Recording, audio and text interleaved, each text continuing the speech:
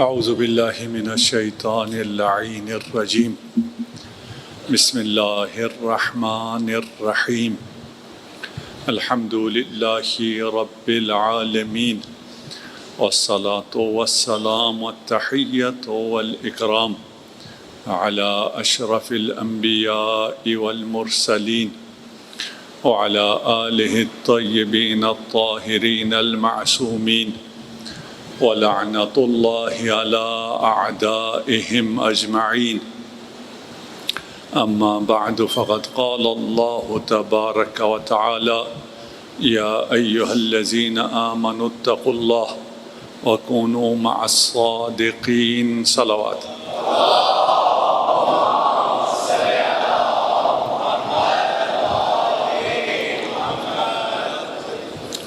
صلوات پڑھ دیجئے محمد وعلی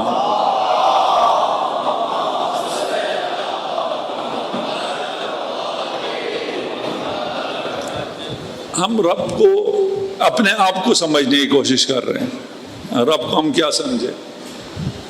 اتنا مہربان رب جس کے بارے میں کل ہم نے ایک گفتگو تھوڑی سی کی، جلدی تھی تو ہم احادیث سے بہت جلدی نکل گئے کہ ہمیں حسن ظن رکھنا چاہیے، اچھا گمان رکھنا چاہیے. پھر حدیث نے ہمیں یہ کہا کہ تم جیسا گمان رکھو گے اللہ اور رب تمہارے لیے ویسا ہو جائے گا. یہ تو ایسی آفر ہے، یہ اس کا تصور کوئی نہیں کر سکتا. آپ آج تک جتنا اچھا گمان رکھا ہے خدا کے بارے میں اس سے مزید اچھا کر لیں. کر سکتے ہیں نا؟ مزید اچھا کر لیں. یہاں یہ عجیب کارخانہ ہے، کارخانہ کہنا بھی غلط ہے، بہت عجیب دنیا ہے. اتنی عجیب دنیا ہے، یہاں پر آپ نیت کریں آپ کو ثواب مل جاتا ہے بھائی، مفت، بالکل مفت. ابھی ہم تھوڑا بہت جو کام کر رہے ہیں دنیا میں، جہاں کوئی بھی کام نکلتا ہے ہم فوراً نیت کرتے ہیں یہ میں کروں گا. صرف ایسی زبانی نیت نہیں کرتے ہیں، اس کے لیے کوشش بھی کرتے ہیں. نہ کر سکیں، اگر خدا نے کام لینا ہو تو لے لے گا، نہ لینا ہو ہم نے نیت تو کر لی ہے. ابھی میں اگر آپ کو بتانا شروع کروں ہم نے کہاں کہاں کیا کیا نیت کر رکھی ہے تو آج کا گھنٹہ تو نکل جائے گا. بھائی نیت کرو، خدا کو اچھا سمجھو، جو گمان رکھا ہوا جتنا رکھا ہے اس سے آگے مزید گمان رکھو، اچھا گمان رکھو. اور جتنا بھی آپ اپنی حد کو بڑھاتے چلے جائیں گے آپ کو رحمت خداوندی مزید نظر آتی چلی جائے گی. بے نہایت ہے، اس کی کوئی حد نہیں ہے. اتنا عجیب ہے کہ اسے جو چیز نہیں چاہیے ہوتی وہ آپ سے خرید لیتا ہے. یہ آپ نے کہیں نہیں دیکھا. اللہ کو آپ کی عبادت کی کوئی ضرورت نہیں ہے. آپ اور میری تو کوئی بات ہی نہیں ہے. اللہ کو انبیاء، اولیاء، شہداء، سعداء کی عبادت کی بھی کوئی ضرورت نہیں ہے، پھر بھی خریدتا ہے. صرف خریدتا نہیں ہے، یعنی جناب سیدہ کی عبادت کی بھی اللہ کو ضرورت نہیں ہے. لیکن جب جناب سیدہ محراب عبادت میں کھڑی ہوتی ہیں اللہ اپنے سارے فرشتوں کو بلا کر فخر کرتا ہے، دیکھو میری اماں کو.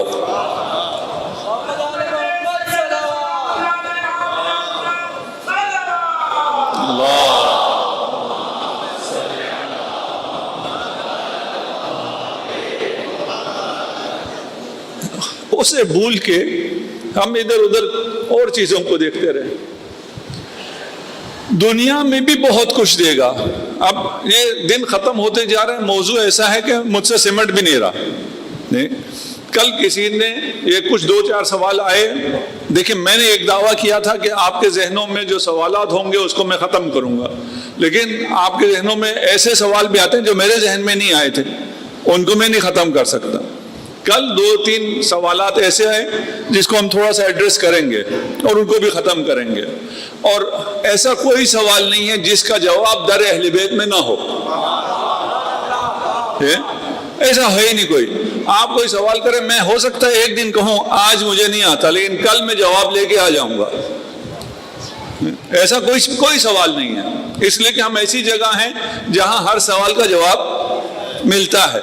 ہمیں اتنا آتا ہے کہ ہم سوال کا جواب ڈھونڈ کے نکال سکتے ہیں، اتنے سے عالم ہیں صرف، باقی جاہل ہیں اور اپنی جہالت پر شرمندہ بھی ہیں، اتنے جاہل ہیں۔ اور میں ہمیشہ ہر عشرے میں آخر میں معذرت خواہی کرتا ہوں، آپ اتنے لوگ آتے ہیں اور میں اپنی جہالت کا اظہار کرتا ہوں یہاں، واقعی مجھے شرم آتی ہے کہ اتنے پڑھے لکھے عظیم لوگوں کا اتنا قیمتی وقت میں کن باتوں میں لے رہا ہوں۔ اور رب آپ سے ہر چیز کا خریدار ہے۔ بچوں کو سمجھانے کے لیے ایک پیارا بچہ یہاں بالکل نزدیک آ گیا ہے، ان کو تو کہانی سنانی پڑے گی۔ ہاں کہانی سناؤ۔ میاں بیوی تھے، صحرا نشین تھے، ڈیزرٹ میں رہتے تھے، ان کے پاس فاقہ آ گیا، کچھ بھی کھانے پینے کو نہیں، کوئی کاروبار بھی نہیں چل رہا تھا، چیزیں ختم ہو گئی۔ تو بیوی نے کہا کہ سنا ہے بادشاہ بہت سخی ہے، چلتے ہیں اسے جا کے کہتے ہیں کچھ دے دو۔ شوہر نے کہا ایسے ہی چلے جائیں خالی بھکاری بن کے تو وہ تو محل میں نہیں گھسنے دیں گے، کچھ ہمارے پاس ہوتا تو ہم جاتے کہ ہم بادشاہ کے لیے یہ ہدیہ لے کے آئے ہیں، تو ہمیں کوئی جانے دیتا، بادشاہ ہمارا ہدیہ لیتا اور ہمیں زیادہ عطا کر دیتا بادشاہ جو ہے۔ بیوی نے کہا میرے پاس ہے۔ تو یہ بیویاں بڑے کام کی ہوتی ہیں، ان پہ اعتماد بھی کیا کریں اور مشکل وقت میں پوچھ بھی لیا کریں، مشکل بہت ہے، تم نے کچھ چھپایا ہوا ہے کہیں، کچھ محفوظ رکھا ہوا ہے؟ اس نے کہا کیا ہے؟ کہا میرے پاس ایک مٹکا ہے، اس میں نے آب نیساں محفوظ رکھا ہوا ہے، پانی تازہ گوارا پانی میں نے مٹکے میں چھپا کے رکھا ہوا ہے، وہ پانی لے جا کر بادشاہ کو دیں گے، بادشاہ خوش ہوگا، ہمیں کوئی انعام دے گا۔ یہ صحرا نشین، صحرا میں پانی ہوتا ہی نہیں ہے، صحرا میں پانی انتہائی قیمتی ہوتا ہے۔ یہ اس مٹکے کو لیے پہنچ گئے، دربان نے کہا کیوں؟ کہا ہدیہ دینا ہے۔ بادشاہ کو خبر ہوئی، بادشاہ نے بلا لیا، دیکھا پانی لائے ہیں، اس پانی کو اس نے لیا، اس مٹکے میں اس نے ہیرے جواہرات بھر دیے اور ان سے کہا بہت شکریہ، اب تم بہت قیمتی ہدیہ میرے لیے لائے ہو۔ اب یہ جاتے ہوئے تو ان کا حواس ہی نہیں تھا، ایسی پریشان حال گئے تھے، حواس باختہ محل میں گئے تھے۔ جب واپس آئے دیکھا کہ اس کے نہر میں سے دریا بہہ رہا ہے، میٹھے پانی کا دریا بہہ رہا ہے۔ اس نے کہا جس کے محل سے دریا بہہ رہا ہے اس کو ہم نے ایک مٹکا پانی کا دیا، اس مٹکے کی، اس پانی کی ضرورت اس کو بالکل بھی نہیں تھی، لیکن کتنا سخی ہے، اس نے خرید لیا، اس نے اس کے بدلے ہمیں انعام دیا۔ ایسا کوئی بادشاہ ہوتا ہے دنیا میں؟ ہے کوئی نہیں۔ یہ ایسی داستان کہانی، کسی کو رات نیند نہیں آ رہی تھی، اس نے یہ کہانی بنا لی۔ ایسا کوئی بادشاہ دنیا میں نہیں ہے، صرف ایک سخی ہے، آپ کا رب ہے۔ اسے نہیں چاہیے، اس کے پاس دریا تھا نا، آپ کا سجدہ خریدتا ہے، اس کے پاس امام زمانہ کا سجدہ ہے، اس کے پاس حسین کا سجدہ آخر ہے، پھر بھی آپ کا سجدہ خریدتا ہے۔ صرف ایک ذات ہے، وہ آپ کا رب ہے۔ جتنا بھی ناز کرنا ہے اس رب پہ ناز کرو، جتنا بھی اچھا گمان رکھنا ہے اچھا گمان رکھو، جتنی بھی امیدیں باندھنی ہیں اسی رب سے باندھو، کبھی مایوس نہیں ہوگے۔ ہاں اس دنیا میں آزمائش ہوگی نہیں ہوگی، ابھی ہم کچھ مجالس بعد میں دیکھیں کہ آپ وہاں پہنچتے ہیں، آزمائش بھی ہوگی۔ صلوات پڑھ دیجئے محمد و آل محمد۔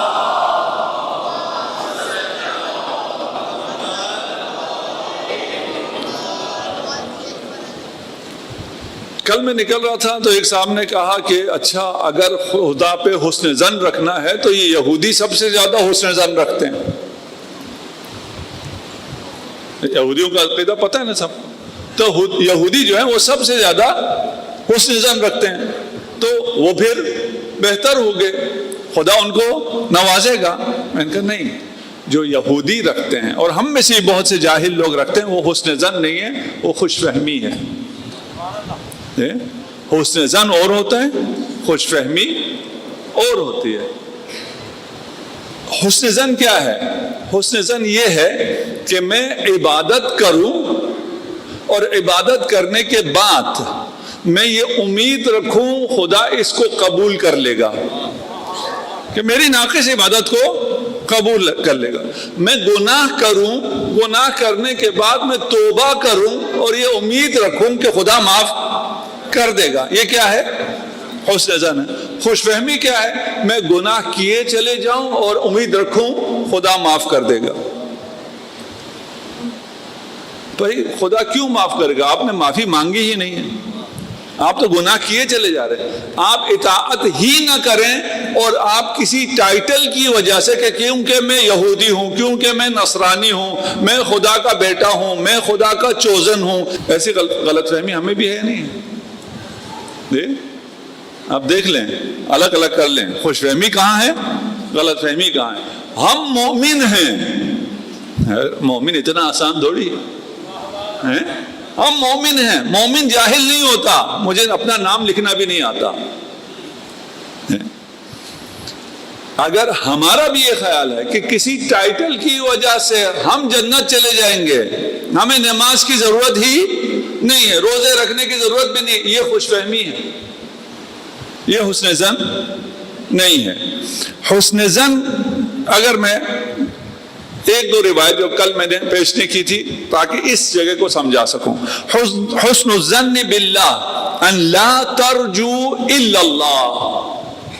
حسن ظن کا مطلب یہ کہ صرف اللہ سے امید رکھو۔ ولا تخاف الا ذنبک، اور خوف تمہیں اپنے گناہ کا ہو، اپنے گناہ کا خوف ہو، اپنے گناہ پہ پشیمانی ہو تو تمہارا حسن ظن ہے۔ اگر گناہ کر کے اور وہ بھی دیدہ دلیری سے گناہ کرتے چلے جاؤ اور کہو خدا بخشنے والا ہے، خدا کو کیا فرق پڑتا ہے اس سے، میں کسی کا تھوڑا سا مال کھا لوں، میں تھوڑی سی رشوت دے لوں، میں فلاں کر لوں، اس سے خدا کو کیا فرق پڑتا ہے۔ یہ کیا ہے؟ یہ حسن ظن۔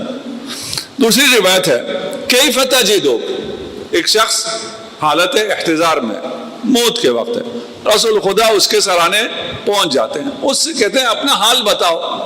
وہ کہتا ہے اجدنی اخاف ذنوبی وارجو رحمت ربی، میرے حال یہ ہے کہ اپنے گناہوں سے ڈر لگ رہا ہے لیکن امید ہے اللہ کی رحمت کا۔ اپنی طرف دیکھتا ہوں تو ڈرتا ہوں موت سے، اللہ کی طرف دیکھتا ہوں تو خوش ہو جاتا ہوں۔ ایک شخص آیا تھا رسول خدا کے پاس اور آگے پوچھا کہ قیامت کے دن حساب کون لے گا؟ رسول خدا نے فرمایا رب۔ دوسری دفعہ پوچھا، تیسری دفعہ پوچھا، کہ پھر تو مسئلہ حل ہے، وہ تو غفور الرحیم ہے، لیکن اس کا مطلب نہیں ہے غفور الرحیم ہے اور میں جاؤں گناہ کرتا چلا جاؤں۔ خوش فہمی اور حسن ظن میں فرق کہاں ہے؟ کہ میں اپنے حساب سے خوف میں رہوں، اپنے گناہ کے حساب سے، اور اللہ کی رحمت کی امید رکھوں۔ رسول خدا نے فرمایا جو اپنے وقت آخر ایسے دنیا سے جائے گا وہ عذاب خدا سے محفوظ رہے گا، رحمت خدا اس کے شامل حال ہوگی۔ یار کتنا آسان ہے، کتنا آسان ہے۔ آپ نے موت کے وقت صرف یہ کام کرنا ہے کہ اپنے گناہوں سے ڈرنا ہے، اللہ کی رحمت کا امید لگانی ہے، آپ کو ساری رحمت مل جائے گی، آپ کے سارے گناہ معاف ہو جائیں گے۔ کتنا آسان ہے جی؟ ہے آسان یا نہیں؟ سب کر سکتے ہیں؟ نہیں۔ جس کی زندگی بندگی پر نہ ہو آخر وقت اسے یہ باتیں یاد ہی نہیں آئیں گی۔ اچھا، جو آپ کو قبر میں نکیر منکر سوال کریں گے، کیا سوال کرتے ہیں جی؟ اللہ کون ہے، رسول کون ہے، امام کون ہے، اس بچے کو بھی آتا ہے. جو مومن نہیں ہے اس نے بھی سن رکھا ہے، کافروں نے بھی یہ سن رکھا ہے. تو یہ کون سا مشکل ہے جواب دینا؟ پھر سوال کیوں کرتے ہیں؟ اتنا آسان سوال. قبر میں اس کا جواب صرف کون دے سکے گا؟ جس کا دنیا میں رب اللہ ہو، وہ وہاں کہہ سکے گا میرا رب اللہ ہے. جہاں دنیا میں اگر اس کا رب یا اس کا الہ، اس کا معبود کوئی اور ہو، قبر میں وہ نہیں کہہ سکے گا. اتنا آسان ہے، لیکن مسئلہ یہ ہے کہ قبر میں جھوٹ نہیں بولا جا سکتا. ہے تو بہت آسان، لیکن قبر میں جھوٹ نہیں بولا جا سکتا. یہ جو خود فریبی ہے، تم نے کیا کیا؟ یہ آیات 2-4 آیتیں ہیں، ہم نے خود اپنے آپ کو دھوکے میں رکھا ہوا ہے اللہ کے بارے میں. ہم خود ایک غلط عقیدہ کرتے ہیں اور اس غلط عقیدے پہ ایمان رکھتے ہیں اور پھر کہتے ہیں اللہ ایسا ہے. ایک اور کام بھی ہم لوگ کرتے ہیں، ہم ایک غلط عقیدہ رکھتے ہیں، ایک ذاکر یا مولوی کو ممبر پہ بٹھاتے ہیں، اسے کہتے ہیں اتنے پیسے لے لو، ہمارا یہ عقیدہ بول دو، ہم نعرے وارے لگا دیں گے، تمہیں پیسے دے دیں گے، ہم جنت چلے جائیں گے.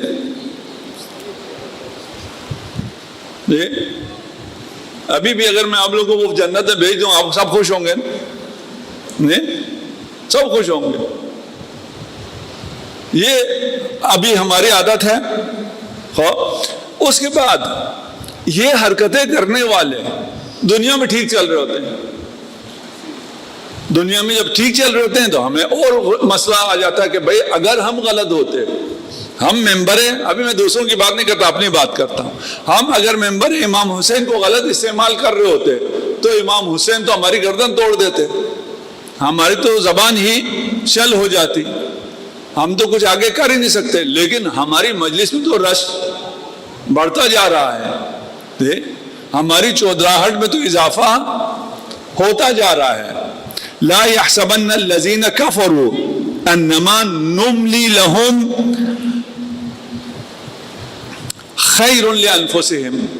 یہ جو ہم انہیں مہلت دیتے ہیں یہ ان کے لیے اچھا ہے. جناب زینب کبریٰ نے یزید سے اسی آیت کے ذریعے استدلال کیا تھا. یہ جو تمہیں مہلت میں یہ ہے انما نملی لہم لیزدادوا اسما، ہم تو مہلت اس لیے دیتے ہیں کہ یہ اور گناہ کر لے. اچھا، رب کو جلدی کوئی نہیں ہوتی، ہمیں بڑی جلدی ہوتی ہے. کسی نے برا کیا، ہم کہتے ہیں کل ہی وہ نابود ہو جائے، اور رب کو کوئی جلدی نہیں ہے. اس کو کسی کی معصیت سے بھی کوئی فرق نہیں پڑتا. یعنی یہ پوری دنیا بھی اگر کافر ہو جائے اس کو کوئی فرق نہیں پڑتا. جس کو کوئی فرق نہیں پڑتا اسے جلدی کس بات کی ہے؟ اور پھر یہ ہے کہ ہے بڑا طاقتور، علی کل شیء قدیر ہے. جو طاقتور ہوتا ہے اسے جلدی نہیں ہوتی. اگر میں کسی، اب آپ سے کسی سے میری لڑائی تو نہیں ہوگی، لیکن ایسے کہنے میں کیا ہے، جو ابھی سب سے یہاں پہ طاقتور بیٹھا ہے اس سے اگر میری لڑائی ہو جائے اور میں اسے اگر گرا دوں، خدا مہلت دیتا ہے. تو یہ خوش فہمی میں جو لوگ ہیں وہ یہ نہ سوچیں کہ ہمارا تو دنیا تو ٹھیک چل رہی ہے، خدا کے ہاتھ میں یہ دنیا. دیکھ، کل کسی نے یہ پوچھا تھا ہم سے کہ بھئی میری دنیا بہت خراب چل رہی تھی، میرے مسائل آ رہے تھے، آج مجھے پتا چلا کیونکہ میرا یہ مسئلہ تھا اس لیے خراب. میں نے کہا نہیں رک جاؤ، یہ کوئی فیصلہ نہ کرو، ابھی اگلے مجالس آنے دو. اگر کسی کی کوئی زندگی خراب چل رہی ہے اس کا مطلب یہ نہیں ہے کہ اس نے کوئی گناہ کیا اس لیے خراب چل رہی ہے. کسی کی اچھی چل رہی ہے تو اس کا مطلب یہ نہیں ہے کہ وہ بہت نیک ہے اس لیے اچھی چل رہی ہے. یہ بالکل الگ دنیا ہے. یہ آپ کی دنیا سے بالکل الگ دنیا ہے اسی دنیا میں ہو، ہمارے ساتھ رہا ہے، یہ سب کچھ ہمارے ساتھ ہو رہا ہے، ہماری ہی دنیا ہے، لیکن ہمارا ذہن کہیں اور ہے. قالوا لن تمسنا النار الا ایاما معدودہ. یہود نصارہ کہتے ہیں نا کہ اول تو ہم جہنم میں جائیں گے نہیں، اگر جائیں گے بھی تو تھوڑا سا جہنم ٹچ کرے کہ ہمیں اس کے بعد بھیج دیں گے، ہم تو ہیں جنت کے لیے۔ ہم میں سے بھی کچھ کہتے ہیں اگر ہم جنت نہیں جائیں گے تو جنت خالی رہ جائے گی، اور کون جائے گا؟ اللہ کو جنت خالی رہ جائے پھر بھی کوئی مسئلہ نہیں، آپ کو نہیں بھیجے گا۔ جو اس قسم کا سوچتے ہیں ان کو کہہ رہا ہوں، آپ تو انشاءاللہ سب کیا ہیں؟ جنت میں۔ وَغَرَّهُمْ فِي دِينِهِمْ مَا كَانُوا يَفْتَرُونَ، یہ آیت دقیقاً وہی جو میں نے پہلے کہا تھا کہ خود کچھ گھڑتے ہیں، اس کو گھڑنے کے بعد اسے دین بناتے ہیں اور اس کے ذریعے خود دھوکہ کھاتے ہیں۔ دھوکہ بھی کس کو دیتے ہیں؟ اپنے آپ کو۔ پیسے بھی کس کے خرچ ہوتے ہیں؟ اپنے۔ سبحان اللہ، اپنے پیسے خرچ کر کے اپنے آپ کو دھوکہ دیتے ہیں کہ میں تو جنت چلا گیا۔ اب یہ جو خوش فہمی ہے یا حسن ظن ہے، اس میں اگر آپ آج کل جو جدید سائیکولوجی ہے اس میں یہ پازیٹیو تھنکنگ کی بڑی بات کرتے ہیں، پازیٹیو انرجی کی بہت بات کرتے ہیں، اور فرانس کے انقلاب کے بعد، فرانس کے انقلاب سے پہلے تمام انسانوں کا محور خدا تھا، صحیح تھا غلط تھا جیسا بھی تھا، محور خدا تھا، چرچ تھا، معبد تھا، مسجد تھی، سینگاگ تھا، جو بھی تھا، محور خدا تھا، اور خدا کی محوریت پر سارے قوانین اور ساری دنیا چلتی تھی۔ فرانس کا جب انقلاب آیا اس کے بعد خدا کو نکال دیا اور سب کا سینٹر کسے کر دیا؟ انسان کو، ہیومن کو۔ جب انسان سینٹرڈ لوگوں نے پھر یہ پازیٹیو انرجی اور پازیٹیو تھنکنگ اور اس کے اثرات پہ آپ اگر سنیں تو یہ گھنٹوں لیکچر بھی دیتے ہیں، اور پھر یہ بھی کہتے ہیں کہ انسان کی زندگی میں میننگ ہونا چاہیے، مقصد ہونا چاہیے، پرپز ہونا چاہیے۔ آپ انسان سینٹر کرنے کے بعد کوئی چیز پازیٹیو رہتی ہی نہیں ہے۔ پتہ نہیں یہ تھوڑا سا مشکل ہے اگر میں سمجھا پاؤں، یا نہیں تو جا کے سوچئے گا۔ اگر گاڈ سینٹر ہو، خدا محوری ہو، تو یہ ساری چیزیں ہیں۔ کیوں؟ پازیٹیو کس نے کرنا ہے؟ کسی ایسی طاقت نے کرنا ہے جس کے پاس پورا نظام ہو، جس نے پورا سسٹم بنایا ہو۔ دیکھیں میں یہ بات کرتا رہتا ہوں کہ کسی بھی ایتھسٹ کو آپ گڈ مارننگ کہیں وہ خوش ہوتا ہے، دعا دیں وہ خوش ہوتا ہے۔ تو میں نے آپ کو جب گڈ مارننگ کہا تو میرے گڈ کہنے سے آپ کی مارننگ کیسے گڈ ہو گئی؟ ہو ہی نہیں سکتی۔ پھر آپ اور سب کیوں خوش ہوتے ہیں؟ سب کو پتا ہے کہ یہ در حقیقت دعا ہے، اور کوئی ہے جو گڈ کر سکتا ہے، شاید اس کی بات سن لے۔ تو پازیٹیو تھنکنگ کب ہو سکتی ہے؟ جب خدا ہو، جب رب ہو، جس کے پاس سب کچھ ہے، اس کے بارے میں ہم اچھا سوچیں وہ اچھا کر دے گا، اس کے بارے میں برا سوچیں وہ برا کر دے گا۔ اگر ایک اور سمجھاؤں میں مثال، بارش ہوتی ہے، ہر جگہ برستی ہے، آپ کو اس کا تھوڑا سا حصہ ملتا ہے۔ کیوں؟ اس لیے کہ آپ جو بارش کے لیے آپ پیالہ لے کے گئے وہ چھوٹا ہے، آپ کا ظرف وجودی جتنا ہوگا اتنا آپ کو ملے گا۔ آپ کا ظرف وجودی چھوٹا ہو آپ کو کم ملے گا، ظرف وجودی بڑا ہو آپ کو زیادہ ملے گا۔ بارش کے لیے پیالہ ہے، پیالہ چھوٹا ہو کم ملے گا، بڑا ہو زیادہ ملے گا، بڑا ہو لیکن الٹا رکھیں کچھ بھی نہیں ملے گا۔ اپنا ظرف وجودی جو کچھ خدا سے فیوزات مل رہے ہیں اس کے لیے اپنا ظرف وجودی بڑا کرنے کا ایک ہی راہ ہے، خدا کو بڑا سمجھو۔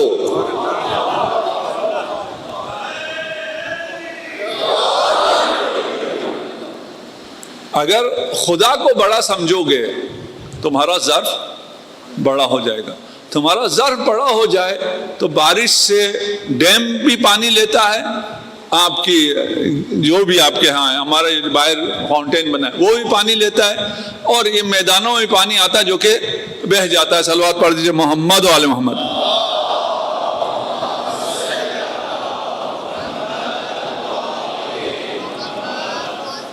یا ایھا الناس انتم الفقراء، تم سب فقیر ہو.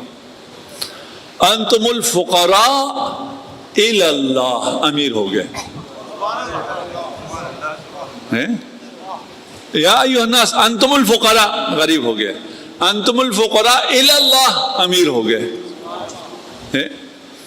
تم فقیر ہو، تمہارے پاس کچھ بھی نہیں ہے، غریب ہو گئے.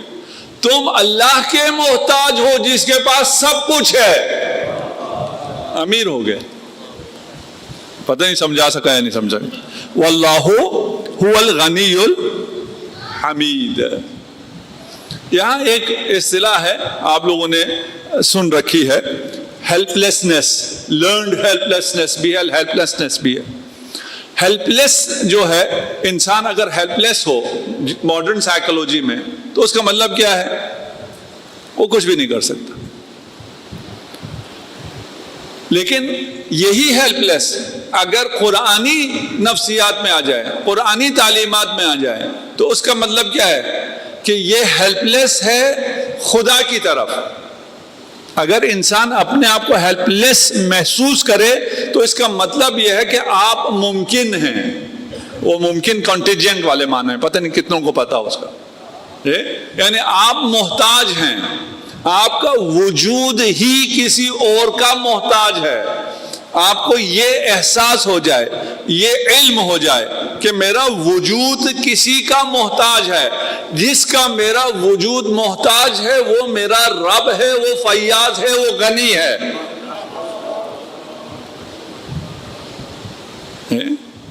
دیکھیں یہی ہیلپ لیس جو اگر سائیکولوجی میں جا کے دیکھیں تو وہ کہے گا یہ ڈپریشن میں چلا گیا، یہ کچھ بھی نہیں کر سکتا، اس میں کانفیڈنس نہیں ہے، اس کا اعتماد بنفس ختم ہو گیا.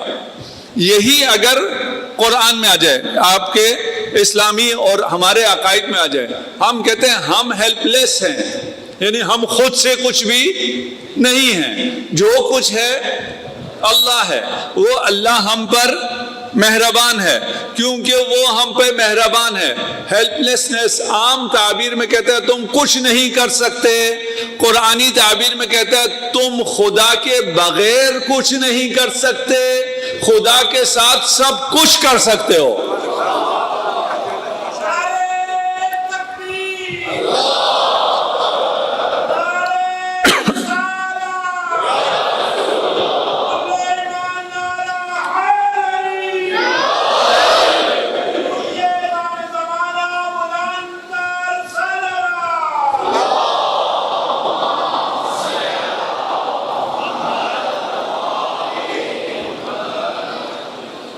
آپ جن اسباب کے ذریعے کرنا چاہ رہے تھے، آپ کوئی کام کرنا چاہ رہے ہوں تو کسی اسباب کے ذریعے کریں گے، اسباب کے بغیر تو نہیں کر سکتے.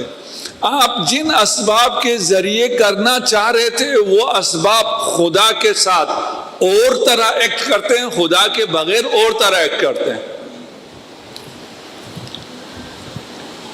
اگر اس کو میں بیان کر سکا، حضرت موسیٰ گئے کوہ طور. جب کوہ طور جا رہے تھے تو ایک جگہ ان پر ندا آئی کہ آپ کہاں ہیں؟ انکا بواد المقدس طویٰ.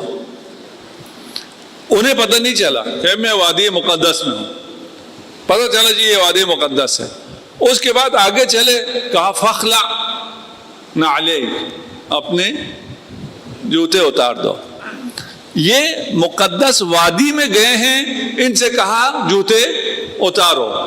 رسول خدا سدرۃ المنتہا تک گئے ہیں، ان سے نہیں کہا فخلع نعلیک، جوتے اتارو.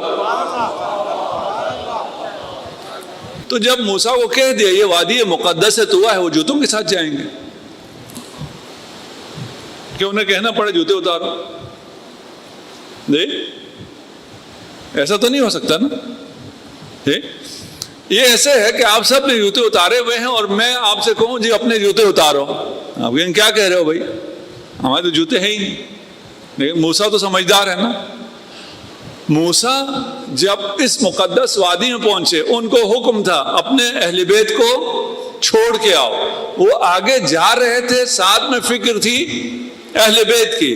کہا اپنے جوتے اتارو، یعنی اپنے اہل بیت کی فکر چھوڑو، تمام تر توجہ مجھے دو. اپنے اہل بیت کی فکر چھوڑو، وہ اس قابل نہیں ہے کہ ان کی فکر کے ساتھ تم وادی مقدس میں آؤ. رسول خدا کو اس لیے حکم نہیں آیا، اس لیے کہ اہل بیت رسول اس قابل ہیں کہ ان کے ساتھ ہی وہ عرش پر جا سکتے ہیں.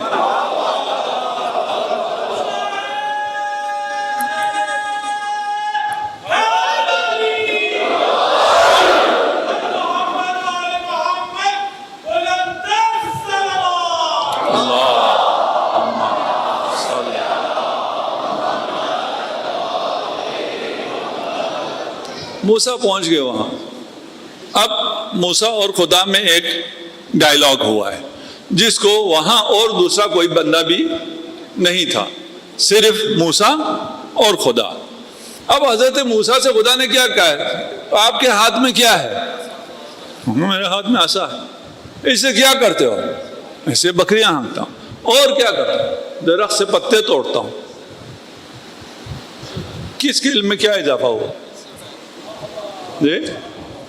عصا سے، یہ شاید بچوں کو پتہ نہ ہو، انہوں نے بکریاں نہ دیکھی ہوں، درخت نہ دیکھ، انہیں تھوڑا سا کوئی علم میں اضافہ ہو جائے.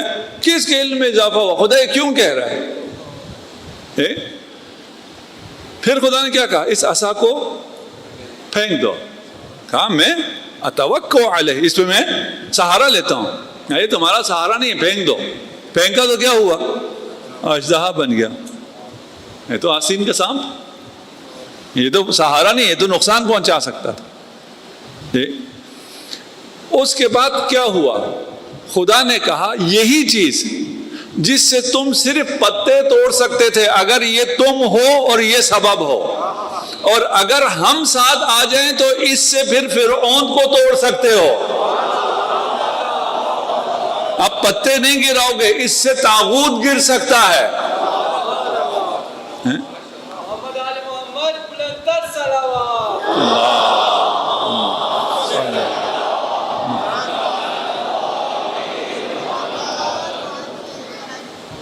خدا اگر ساتھ ہو، رب اگر آپ کے ساتھ ہو، تو آپ کو پھر میزائل نہیں چاہیے، جدید ٹیکنالوجی نہیں چاہیے، آپ کو سائنٹسٹ نہیں چاہیے، آپ کو بلینز آف ڈالر نہیں چاہیے.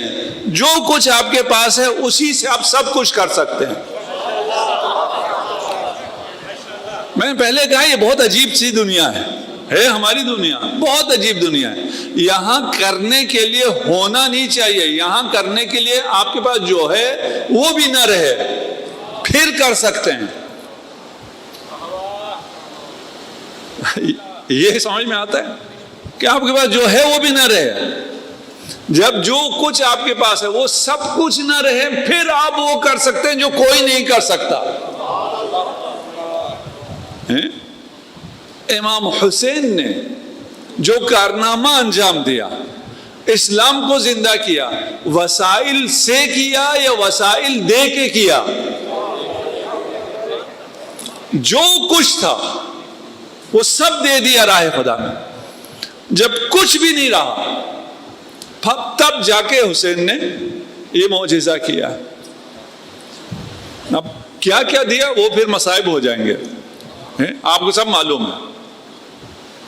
یہاں کچھ ہونے کی ضرورت نہیں ہے، کیونکہ دیکھیں ایک اسباب وہ ہیں جو ہمیں نظر آ رہے ہوتے ہیں، ایک اسباب خدا کے پاس ہیں، وہ انہی سے، اسی لاٹھی سے کیا لے لیتا ہے کام، ایک عام سی عصا سے، وہ اس کے پاس ہے، مشکل ہی نہیں ہے. بنی اسرائیل کو لے کے جا رہے ہیں حضرت موسیٰ، پیچھے سے فرعون کا لشکر آ گیا، سامنے دریا آ گیا، پیچھے بھی ایک دریا ہے سپاہیوں کا، ان کے نیزے، ان کی تلواریں، اور وہ للکارتے ہوئے آ رہے ہیں. کچھ دیر تو انہوں نے کہا یہ اللہ کا نبی ہے، کوئی راستہ نکالے گا. کہاں جی کوئی دکھاؤ، نیویگیٹر میں خدا کوئی راستہ دکھاتا ہے، ادھر سے کہاں جانا ہے. موسیٰ بھی کھڑے رہے، کوئی راستہ نہیں ہے. وہ بار بار پوچھنا، پھر انہوں نے چیخنا چلانا شروع کر دیا، انا لمدرکون، ہم تو مارے گئے، ٹریپ ہو گئے، پھنس گئے۔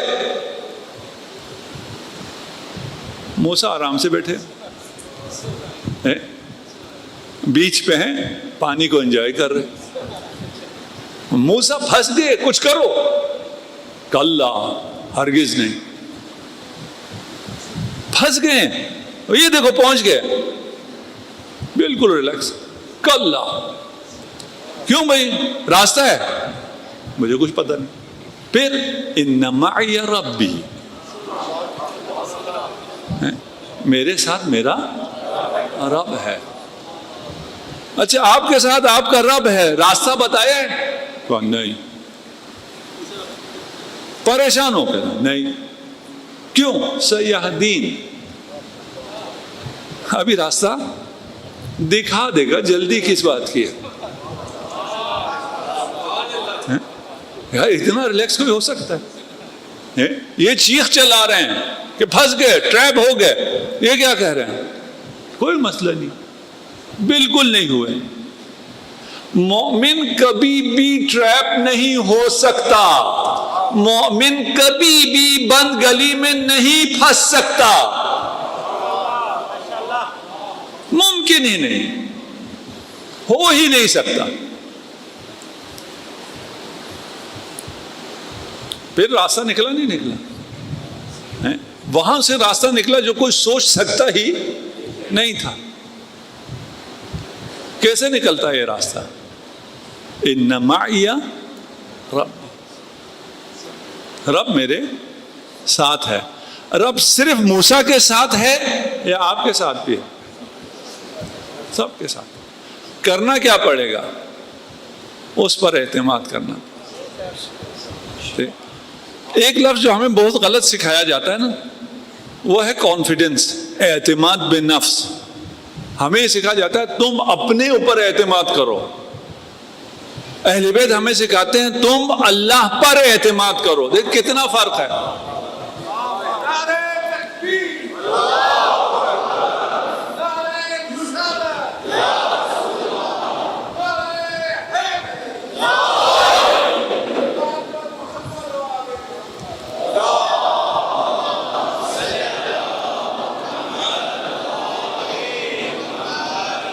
اس پہ امیر المومنین کے احادیث بھی ہیں، کبھی ہوا تو میں وہی پیش کروں گا۔ ابھی صرف سمجھ لیں کہ امیر المومنین ارشاد فرماتے ہیں کہ شیطان کے داموں میں سے سب سے بڑا دام اعتماد بے نفس ہے، کہ انسان اپنے نفس پہ اعتماد کرے۔ دیکھیں، ہم اردو میں اعتماد بے نفس کہتے ہیں، کانفیڈنس انگلش کا بھی اعتماد بے نفس ہی ہے، تھوڑا سا اس کو شارٹ کیا ہوا ہے۔ ہم نے اللہ پر اعتماد کرنا ہے۔ من یتوکل علی اللہ فہو حسبہ، اللہ کہتا ہے مجھ پر اعتماد کرو، میں کافی ہوں۔ اس سے بڑی آفر کس کو آ سکتی ہے؟ اللہ کہہ رہا ہے، ہمارا نفس کیا کہہ رہا ہے؟ میں کنٹرول کروں گا، میں چیزوں کو بناؤں گا، میں اپنا مستقبل سنواروں گا، میں دیکھ لوں گا۔ یہ نفس یہ کہہ رہا ہوتا ہے۔ معاشرہ بھی کیا کہتا ہے؟ تم اپنے اندر یہ اعتماد پہ نفس پیدا کرو کہ تم خود کر لو گے۔ خدا کیا کہتا ہے؟ چھوڑو، تم کیا کر سکتے ہو، یہ اتنی کمپلیکس میں نے دنیا بنائی ہے، تمہیں جب تک سمجھ آئے گی تمہاری زندگی ختم ہو جائے گی۔ ہم تو ریٹائرمنٹ کے نزدیک ہے نا، باقی جو ریٹائر ہیں ان سے پوچھو کس الوژن میں، وہم میں یہ زندگی گزار دی۔ وہ ختم ہونے کے بعد پتا چلا یار ایسا تو تھا ہی نہیں۔ ریٹائرمنٹ کے بعد ہم ریٹائرڈ آفیسران بیٹھے ہیں، ریٹائرمنٹ کے بعد پتہ چلتا ہے کہ ہمارا کتنا زور تھا، ہماری کتنی عزت تھی، یہ تو اس کرسی کی تھی، یہ وردی کی تھی، وہ گئی، سب کچھ گیا، وہ نفس ختم ہو گیا۔ اگر اللہ پر اعتماد ہو، وہ کہتا ہے مجھ پہ اگر اعتماد کرتے ہو تو میں کافی ہوں۔ یہ ہمیں سمجھ میں کب آتا ہے؟ جب ہم مشکل میں آ جائیں، بحران میں آ جائیں، بحران, مشکل, بھंवर میں کشتی پھنس جائے, تمام وسائل جس کے بارے میں ہمیں خیال تھا کہ یہ ہمارے کام آئیں گے, فلاں ڈاکٹر میرا جاننے والا ہے وہ میرے کام آئے گا, وہ میرے کام آئیں گے, اور فلاں میرے پاس اتنا پیسہ ہے وہ کام آئے گا, فلاں انشورنس میری یہ کام آئے گی, میری پی آر اور فلاں میں نے یہ بنا رکھی وہ کام آئے گی, جب ایسا مرض آئے ان میں سے کچھ بھی کام نہ آئے تو پھر خدا یاد آتا ہے.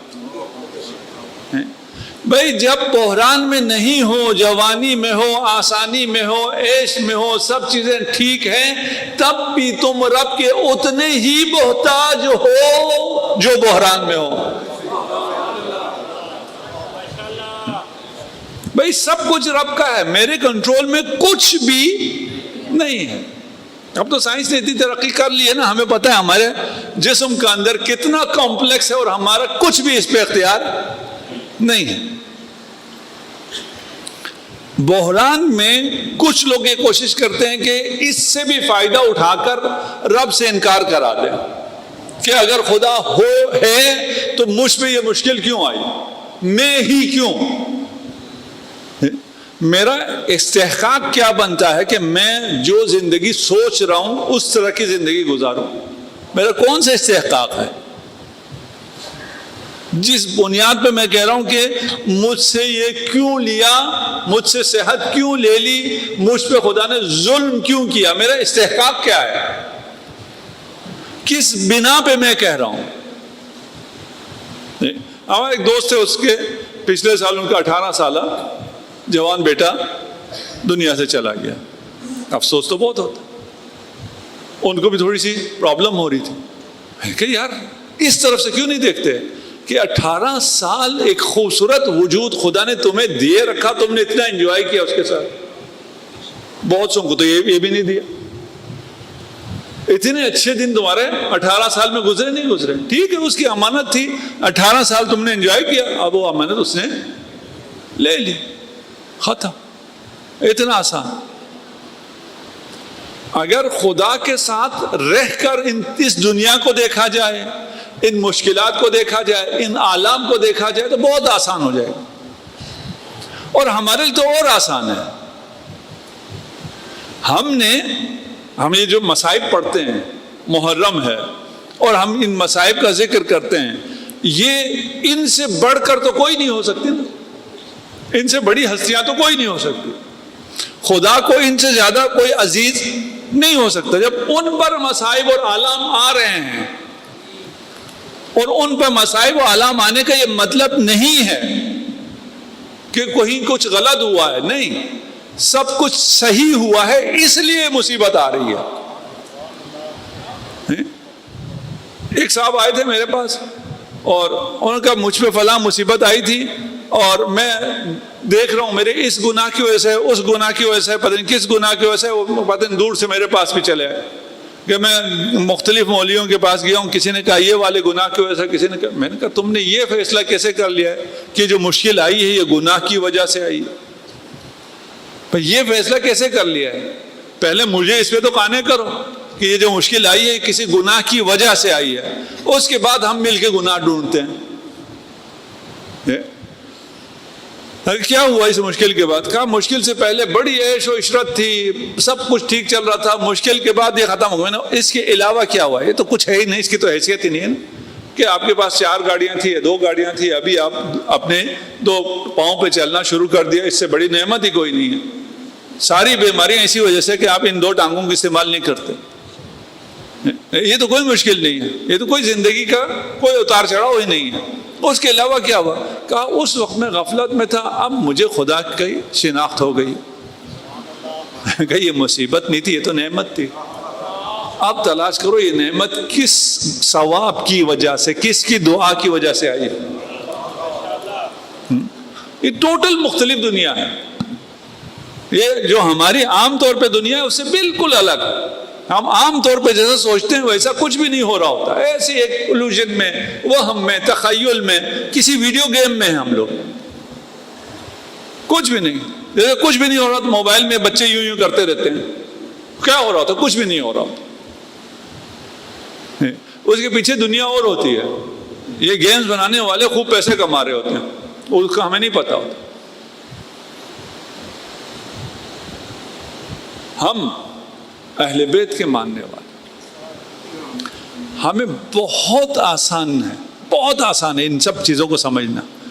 جو اہل بیت سے دور ہے اس کے لیے بہت مشکل ہے. آج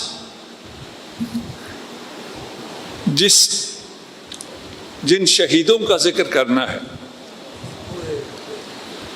وہ ایک ماں کے 2 چھوٹے چھوٹے بیٹے ہیں. اچھا، مصیبت معمولاً اون و محمد کی پڑی جاتی ہے، لیکن اس مصیبت میں میری نگاہ زیادہ تر ماں پر ہے. یہ اون و محمد پر مصیبت نہیں ہے، یہ در حقیقت ماں کی مصیبت ہے. ایک ماں جسے پتا چلا کہ بھائی سفر پہ جا رہا ہے، بھائی کے پاس آئے اور فرمایا میں بھی آپ کے ساتھ اس سفر پہ آنا چاہتی ہوں. امام نے فرمایا میں امام وقت ہوں، میں تمہیں اجازت دے سکتا ہوں، لیکن جاؤ اپنے شوہر سے اجازت لو. عبداللہ کے پاس آئی، امام کا حکم ہے تم سے اجازت لو. فرمایا مشکل سفر ہے، اس مشکل سفر میں مشکلات آتی ہیں، صدقے سے مشکلات ٹل جاتی ہیں. اون و محمد کو ساتھ لے جاؤ، اگر حسین پہ مشکل آئے تو انہیں قربان کر دینا. کربلا آ گئی. جن ماؤں کے جوان بیٹے تھے وہ بہت خوش تھے. ہمارے کڑیل جوان حسین کے کام آئیں گے. جن کے بچے چھوٹے تھے ان کو فکر لاحق تھی. شہداء کا سلسلہ شروع ہوا. اون و محمد بار بار ماموں کے پاس آتے ہیں، مرنے کی اجازت مانگتے ہیں. ماموں کے لیے کیسے ممکن ہے اپنے پھول جیسے بھانجوں کو مرنے کی اجازت دے دے. جب کسی صورت اجازت نہیں ملی، زینب کبریٰ خود آئیں اور ماں زہرا کا واسطہ دیا. کہا بھیا اگر آپ اجازت نہیں دیں گے تو کل ماں کے سامنے میں شرمندہ ہوں گی.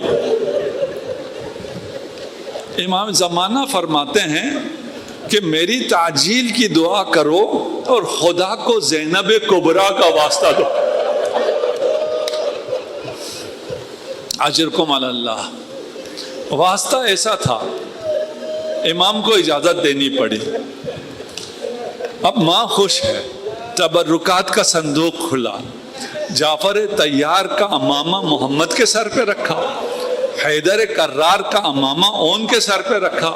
کہا بچوں تم اگر چھوٹے ہو تو کیا ہوا، تم حیدر کرار کے نواسے ہو، جعفر طیار کے پوتے ہو، جاؤ جا کے لڑنا، داد شجاعت دینا. دونوں ساتھ گئے، لڑ رہے تھے. اون پہلے زمین پہ گرا، ایک قاتل نے سر تن سے جدا کرنا چاہا، محمد نے حملہ کیا. خلاصہ یہ ہے جب دونوں شہید ہو گئے، ماموں کو آواز دی جتنے بھی شہید ہوتے تھے، جب تک علی اکبر ساتھ تھے، عباس ساتھ تھے، امام حسین کے ساتھ جاتے تھے.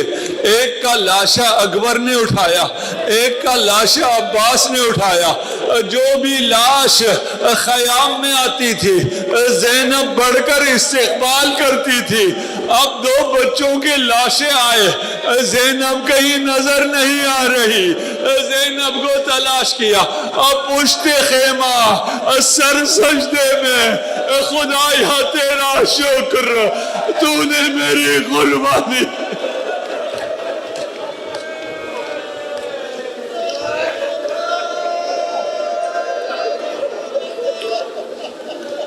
اجرکم علی اللہ. یہ وہ دکھیاری ماں ہے یقیناً جس کے اون و محمد جیسے بچے ہوں، جس نے اپنے بھائی کا داغ بھی دیکھا ہو، جس نے علی اکبر کا داغ بھی دیکھا ہو وہ اس داغ کو کیسے بھلا سکتی ہے؟ لیکن آپ کو رونے کی اجازت ہے، آپ رو کر گریہ کر سکتے ہیں، لیکن زینب اپنے بچوں پہ رو نہیں رہی۔ ہر منزل پر بہت سی منزلیں آئی، زینب اون و محمد پر نہیں روئی، اس لیے کہ اگر زینب اون و محمد پر روتی تو لیلا کو کون سہارا دیتا اور رباب کو کون سہارا دیتا؟ یہ کاروان زینب میر کاروان ہے، پورے کاروان کو زینب نے سنبھالا ہوا ہے۔ منزلیں طے ہوتی گئی، سب سے مشکل منزل شروع میں ہی آ گئی۔ جن کے بچے چھوٹے تھے ان کے لیے یہ منزل سخت ہے، نہ معلوم میں پڑھ سکوں آپ سن سکیں۔ سلسلہ شروع ہوا سروں کو نیک نو کے نیزہ پر بلند کرنے کا، سر سجائے جانے شروع ہوئے۔ اب جو بچوں کے سر آئے سر چھوٹے ہیں، نیزے کی علی بڑی ہے۔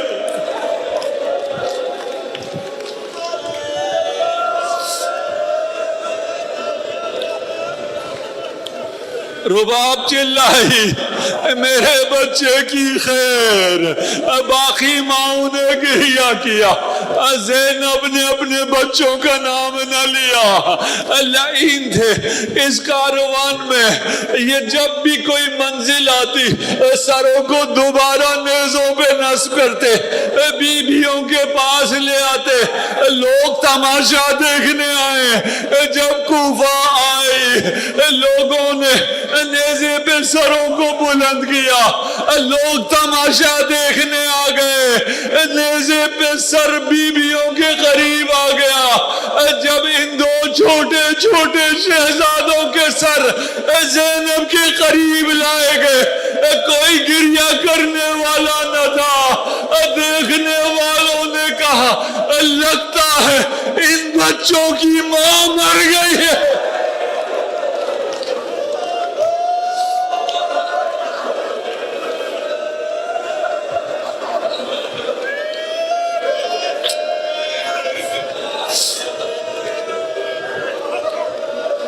اجرکم علی اللہ۔ میں یہ مقتل میں نہیں ہے لیکن میرا نہیں خیال زینب نے کبھی ان سروں کی طرف دیکھا بھی ہو، کیونکہ ایک سر ایسا تھا جس میں زینب کی جان تھی۔ زینب ہمیشہ اپنے حسین کو دیکھتی رہتی تھی۔ مقتل میں یہ بات ضرور ہے حسین کی آنکھیں نوکے نیزے پہ کھلی رہتی تھی، جب ادھر ادھر دیکھتے آنکھیں کھلی رہتی تھی۔ جب سر زینب کی طرف موڑ دیا جاتا حسین آنکھیں بند کر دے۔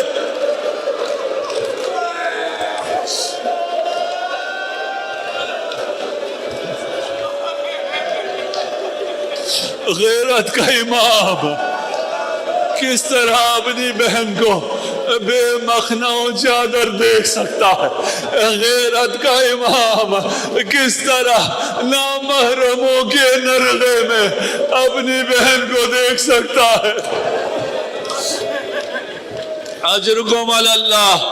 یہ منزلیں طے ہوتی چلی گئی، ایک منزل وہ بھی آئی جب زندان میں سر واپس آنا شروع ہوئے۔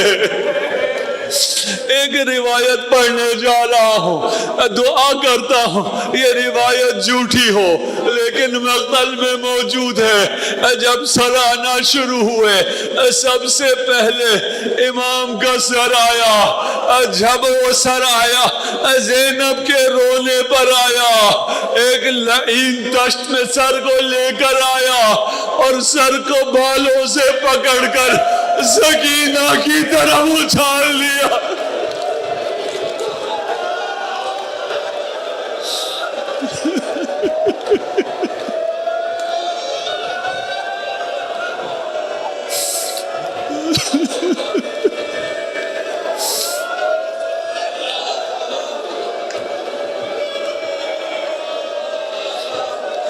جس بہن نے یہ منظر دیکھا ہو وہ اپنے بچوں کا سر کہاں لے، اپنے بچوں پہ کہاں گریا کرے؟ اس کے گریے میں ہمیشہ حسین رہا۔ منزل اور آ گئی 40 پر جب کربلا پہنچے، ہر بی بی اپنے عزیز کے قبر پر جا کر گریا کرنا شروع کیا۔ زینب وہاں بھی حسین کے قبر پر آئی، حسین حسین کرتی رہی۔ یہ کارواں مدینہ پہنچا۔ مدینے میں یہ دکھیاری ماں جب قبر رسول پر پہنچی، قبر رسول پر حیابانے ہوئی، ہاتھ اٹھا کر اپنے تازیانوں کے نشان رسول کو دکھا نہ سکی، لیکن رسول کو یہ بتاتی رہی کربلا میں آپ کے کلمہ پڑھنے والے حسین کو ذبح کرتے رہے۔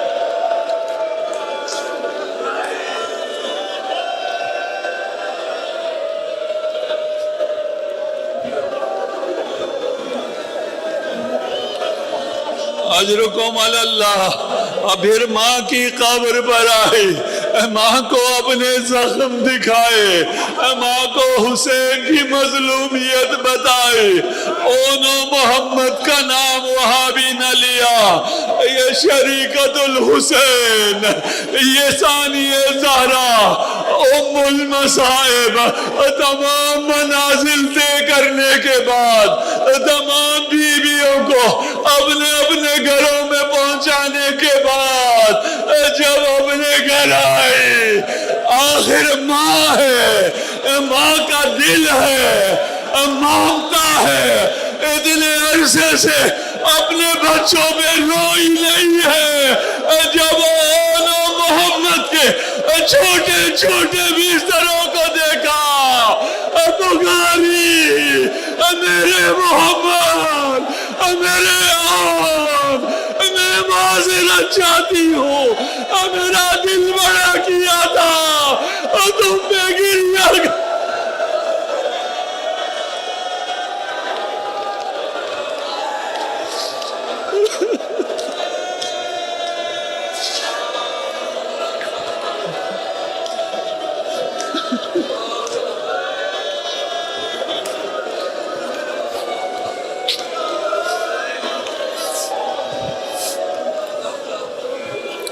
سيعلم الذين ظلموا